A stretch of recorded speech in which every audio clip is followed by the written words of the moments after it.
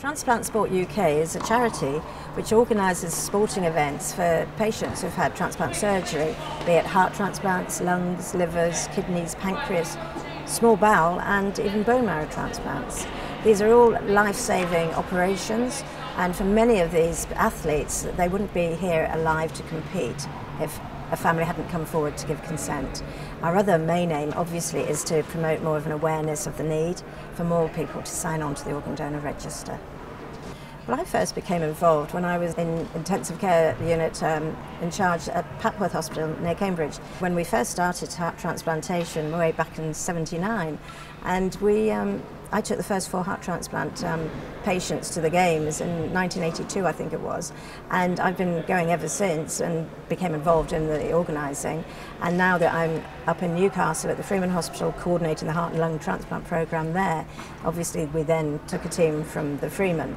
And I think my involvement really is, once you see the joy of the athletes being alive, being here, they've all won a medal just being able to survive their transplants to get here, and if they win another medal in their sport then that's even better. It's a bonus though, but it's great, and they're so competitive and they need that competitive streak really to get them through the whole transplant process. One feels very helpless working in the health profession and not being able to stop people dying, and my patients wait of heart and lungs, my babies, my adults die waiting. 40% die waiting for heart transplants and lungs in this country. So in participating in the Games, helping with the organisation, helping with PR and marketing, I feel at least, I'm committing myself to making a little difference, hopefully, to the lives of those who are still waiting. 8 years ago, just a little over 8 years ago, I was, suddenly, all of a sudden, I got struck down with a virus that attacked the heart.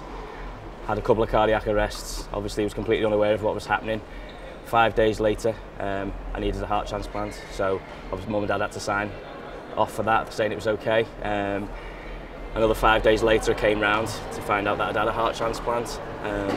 Obviously nothing wrong with me pre-transplant, healthy, sport, active. I was a tennis coach, played a lot of football. So completely unaware that I was going to need a transplant, just struck down by a virus. My experience after having a heart transplant has been very interesting. I was a tennis coach before the transplant. Obviously I went back to work 3 months later, which was fantastic for me. The turnaround was quite quick. I was a healthy lad beforehand, got the transplant and was really amazed that I could get back to work so quick and resume an active life. It's enabled me to carry on playing my football, doing all the sports that I love, my skiing. Now I'm interested in getting into teaching, and PE teaching in particular, which, the heart transplant, if I hadn't been given a heart transplant I wouldn't be here today. To obviously go through all these experiences, so it's been brilliant really. My first experience of the Transplant Games was in Loughborough in 2005. I came along to obviously meet new friends. It was fantastic. I had a good supportive team in Wythenshawe, a good captain who brought me in, introduced me to all the new team. The sport I took on the first time was tennis, obviously being my own sport, and I came and won the gold, which was a good feeling in the first event. And from that, I've obviously been to the World Games twice now. I've been to Thailand and I picked up a bronze medal there, and I've been to Australia 2 years ago and picked up a silver medal. I think it's really important that people are aware of organ donation, the benefits of it, what it can do to people who've had an organ donated like myself. It's allowed me to resume a fantastic life, which I wouldn't have been able to do. And I also think if I was looking at it from my behalf, if I had children who were sick and poorly, what opportunity would they be given so they can lead an active life like any other person would want? The best thing about having a heart transplant is about running faster, playing football with my mates, not turning blue and swim faster. Well, Transplant Sport UK is a charity, so we rely totally on donations. We've been very fortunate in the past to get money from the Department of Health, from some of the pharmaceuticals, some retail industry and some health insurance companies and other fundraising events. But we only just about manage to get enough. We have to pay our event managers and for our venues and social events and transport. So the athletes will have to pay for themselves anyway, so this is extra money we need to run the event. I think really any money we get goes straight back into organising the Transplant Games and other satellite sports events throughout the year, and publicising the benefits of transplantation and raising the awareness for more people to sign on to be organ donors. We lost our son Martin 7 years ago when he was 16 following a brain hemorrhage, and he became a multi-organ donor. Your loss of your loved one will never change. That is something you're going to have to come to terms with. But when you then agree to organ donation, this gives another thing where you can look on that you've enhanced the life of somebody, so you can say that that tragedy's brought some good. Those people do not have to go through what you're going to go through because their loved one's been saved or their quality of life has been enhanced. So it can only be a positive for you later on in life. It was a very sudden decision because our son died very suddenly. It was something we'd always, I think, known that each other was in total agreement with, but it's not the sort of thing you think about for your child. But Martin was young and healthy. He'd had no injury, no illness, no medication, and basically he was young, and therefore his organs were young and healthy as well. And we felt we were asked if we had considered organ donation, which we hadn't.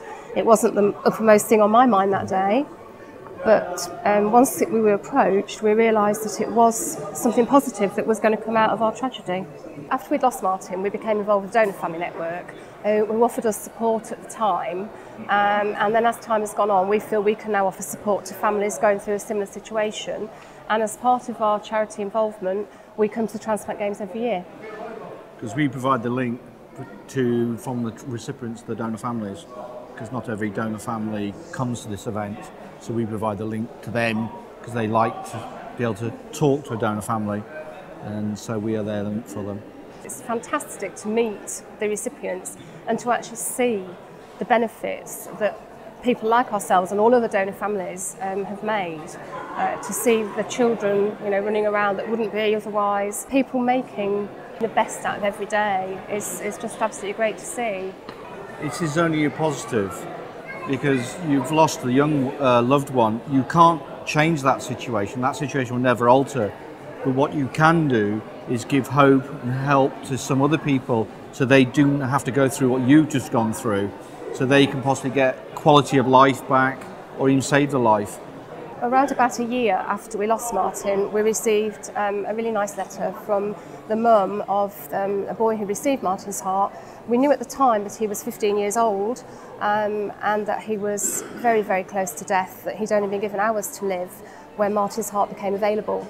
And it was lovely to hear from them because by the time we heard from them, he was doing really well, he was back at school. We understand he's still doing well, and he will now have had an 18th and a 21st birthday, which unfortunately Martin never saw.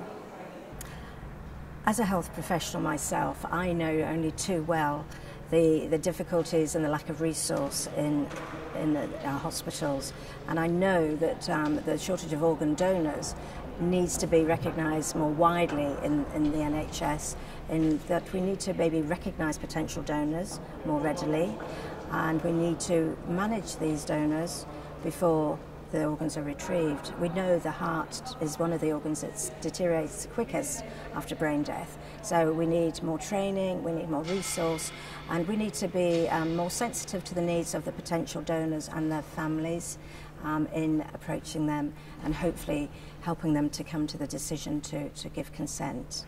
As health professionals, we have a responsibility and a duty of care, not only to our patients who are waiting for a heart transplant or another organ transplant, but also to our donors and their families.